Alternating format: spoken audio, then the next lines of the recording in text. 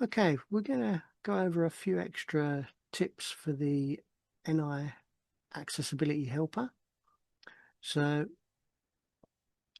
I loaded the helper first, then I loaded Maschine, and then I pressed Shift Play, which is the bottom leftmost button for play and the bottom rightmost button for shift in the transport area, which is the 8 buttons on the bottom left of the controller. Okay, and that will enable or disable accessibility. So if I just press shift and play. Shift on, accessibility mode off. So if I press that again, shift and play. Accessibility mode on. Press shift off. Okay, so that's turned it back on. Now you've got some controls. The basic controls are up and down to switch between zones. Control zone. Screen button zone. Non-interactive screen zone. Screen knob zone. Yep, so that's down, and if we go up. Non-interactive screen button zone. Control zone. Okay, and then you've got left and right to navigate the controls within the zone. 1 channel off. 2 plug-in on. 3 arranger off. That's the right arrow. 2 plug-in on. 1 channel off. Okay. Now you've also got H for help. So if you just press that, and it will read a help document. The NI Accessibility Helper divides your control surface into zones consisting of controls.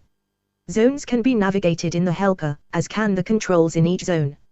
You can disable and re-enable speech in each zone. You control this by using your computer keyboard when the helper window is in focus.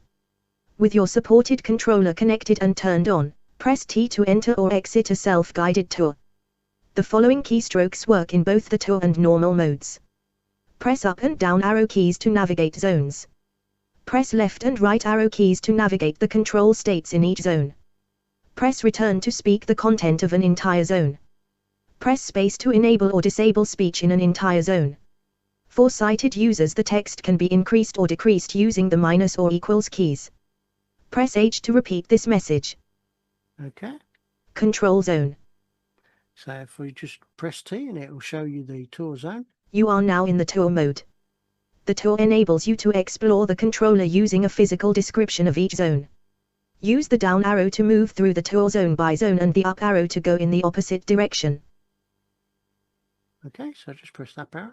Control zone, starting at the top left of the controller. This is 6 rows of 2 buttons that allow access to the browser, mixer, sampler and arranger, as well as left and right page navigation and file operations.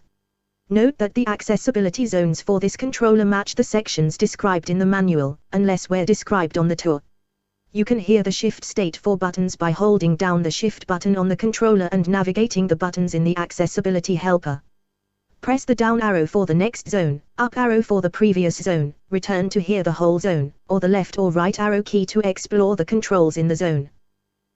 Okay, so that covers that. Screen button zone. To the right of the top of the control zone and part of the control section in the manual, the screen buttons are 8 buttons in one row, running to the right side of the controller. The operations assigned to these buttons vary depending on the page currently displayed.